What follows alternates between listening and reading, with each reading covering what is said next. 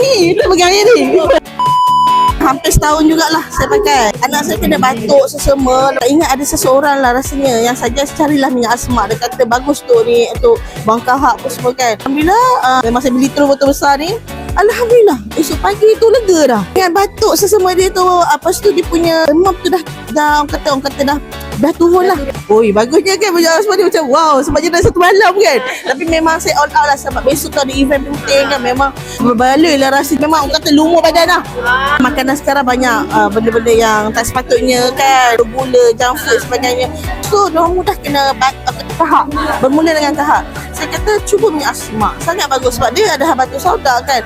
Batu sauda pun memang dalam orang kata apa yang kita apa disarankan oleh Nabi kan. InsyaAllah ada kebaikannya di situ. Cubalah saya kata. Sebab saya dah cuba, saya rasa macam berkesan. Alhamdulillah Allah izinkan berkesan kat tanah saya. Why not orang lain pun mencuba.